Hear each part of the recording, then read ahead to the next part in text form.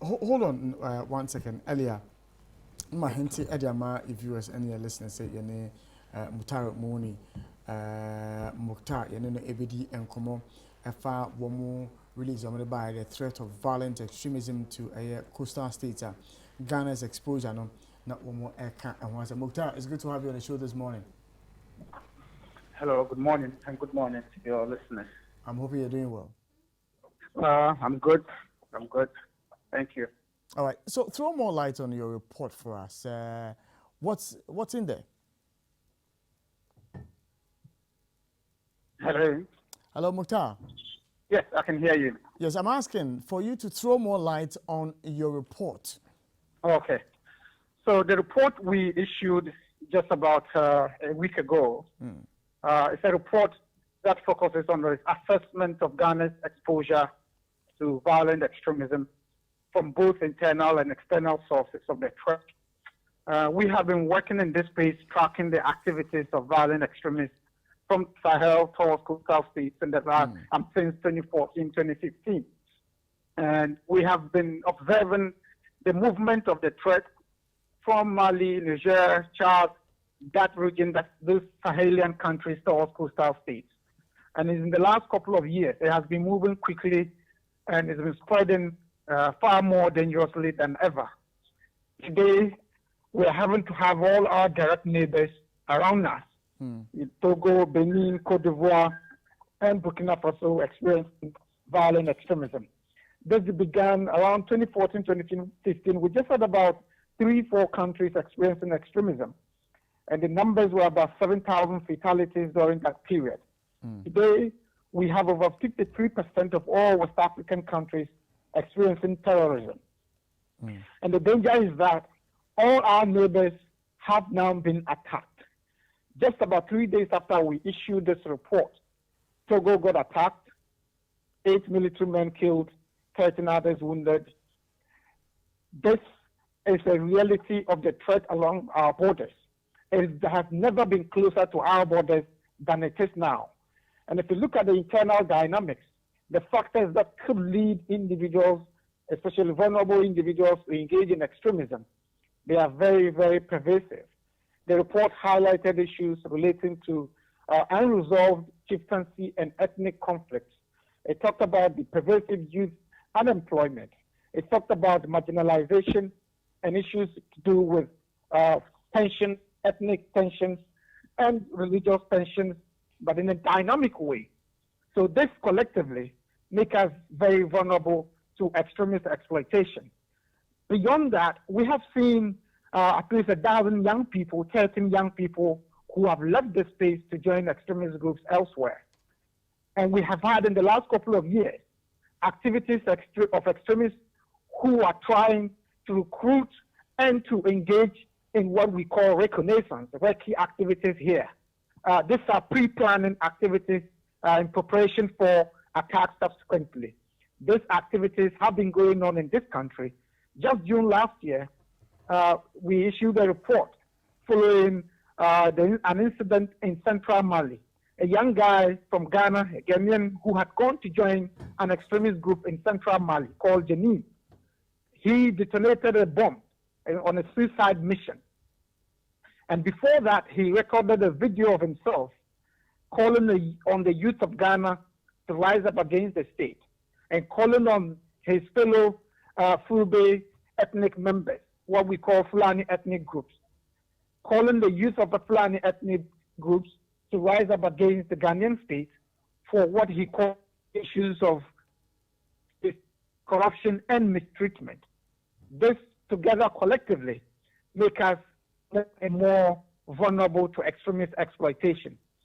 Terrorists have a high exploitative capacity, which means that they're looking for vulnerabilities within your system to exploit, to attack, or to engage in recruitment or both. And that report that we issued, we make very, very direct reference to the danger of having unresolved chieftaincy and ethnic conflicts or conflicts of whatever form. Because there's a report that is just out by the Global Terrorism Index for 2019 and 2020 that points to the fact that over 97% of all terrorism fatalities globally within that period happened in countries that are already having conflicts. It tells you that if you have unresolved conflicts in your state, it creates the possibility or the danger of having it exploited by terrorist groups. And so we make very, very strong appeal to government and other stakeholders to work more than ever to ensure that we quickly resolve a lot of these vulnerabilities we've talked about. How would you describe steps that are being taken by government and, for that matter, the national security? We have seen a communique in the public space to, organizations, churches, and co. How do you see this communique? Is it in the right direction? So statements regarding creating a sense of awareness and vigilance, they are in line with best practices. And so it is good that we're beginning to see government issuing statements regarding this, intended at creating social or public awareness of the threat and what possibly we could be doing in terms of preparing ourselves against the threat. But it's significantly inadequate. It is inadequate in terms of measures against the threat. We need to see a lead role by the state. If you issue directives to public of worship to set up security systems, to set up surveillance systems and security teams, you need to go beyond that by leading the process, training security teams for those establishments to understand what is the character of threat we're dealing with. It is not like any traditional threat we're dealing with. It's a very complex threat. So you need to take a lead role by training and helping them understand what are the signs, what are the early warning signs, and the features they could see and report. And what are the reporting systems in place to allow for easy reporting, easy and seamless flow of information. CCTV cameras and surveillance systems. We need to see a direct role and leading role by the state. How do you report incidences that constitute potential threats? All these are very key to ensuring that we have adequate preparations in place against the threat.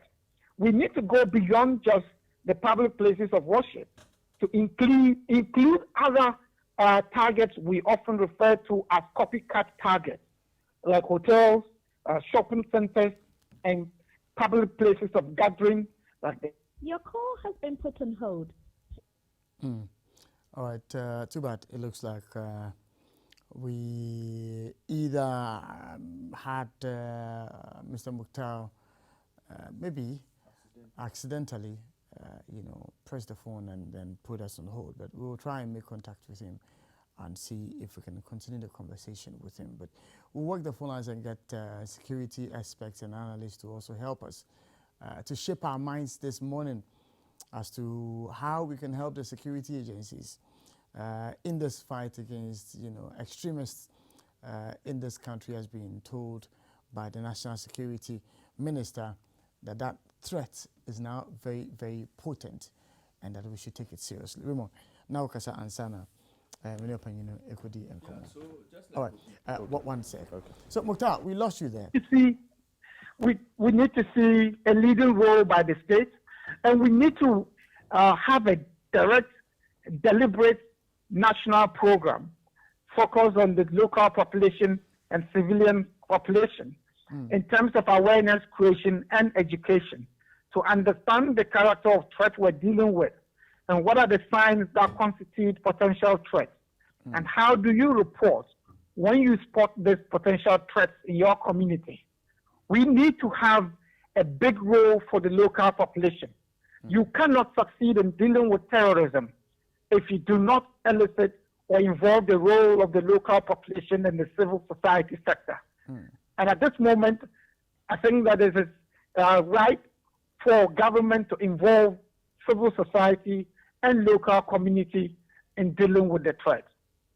Now, there are several motivations for, people becoming terrorists and several motivations for groupings in terms of terrorist groups. Some religious, some economic, and some political.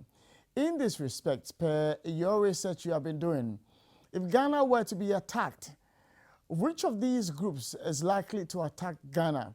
Is it those, of religious leanings, those who think of economic emancipation, those who think about political, and the rest of them? Well, those who've been working in this space know very well the extremist groups that are looking to attack Ghana, and they have made it clear. Ghana has been on their target. We're talking about Jenin. It is one of the deadliest terrorist groups in central Mali today. We're talking about former Islamic State in the Greater Sahara. They've made it a target. Ghana has been part of their target. Al-Murabitun, formerly was called Al-Murabitun, and they metamorphosized into other bigger groups. So these groups, irrespective of their orientation in terms of what is motivating them, we know the groups that have been looking or targeting Ghana. The coastal states have been part of their target, and from 2016, when Cote d'Ivoire and Mali were attacked, the next places were Ghana, Togo, and Benin. And so we have always been part of the mix of targets they've been looking to attack. If you're looking at the factors that make us vulnerable, we're talking about a broad range of factors. We're talking about vulnerable young people influenced by issues of youth unemployment, economic challenges, and a sense of marginalization. These are factors that could make young people vulnerable to recruitment. And so these are issues that we've been looking at in the last few years in this space. Now, preparedness of our security agencies to ward off these terrorists, you think that per their maneuverings, we are well equipped enough to ward off these terrorist groups? No nation is adequately or sufficiently ready for terrorists. What is important is that what is our state doing? What is the level of preparation and engagement, especially with the local community? We need to create a stronger sense of assurance and support from the civilian population, because without the support of the local community, it will be impossible to make any gains in dealing with terrorism. And I have seen from where I operate, I've seen significant state activities along the borders in the last 5-6 years, joint border patrols and military exercises along the borders, engaging the local communities and the border communities. What I want to see government do more is to expand counterterrorism measures beyond combat measures, beyond security measures, direct security measures, to include civil society and the local population. Because the local population, they enjoy stronger proximity to information. This is where the information emanates from. This is where potential attackers or recruits would be coming from. And so it's important to engage them so they can understand the character of threat we're dealing with and volunteer information to ensure what we call immediacy of action to prevent attacks from happening. Now, I hear security experts talk about how security is a shared responsibility. How does the ordinary Ghanaian identify someone, individuals, groups likely to pose a threat to them in their community? So the average Ghanaian has a very poor security orientation. We have a very poor sense of consciousness when it comes to security. And unfortunately, we're dealing with a character of threat that is very, very complex. It's very alien to our orientation, even to law enforcement agencies. And so there has to be deliberate national education programs around it. We need to create flyers. We need to engage local community members to understand the threat. So, for instance, if you see individuals who are making deliberate surveying activities around installations and strategic centers, like places of worship, national strategic institutions or installations, making notes and looking or surveying these buildings beyond normal curiosity.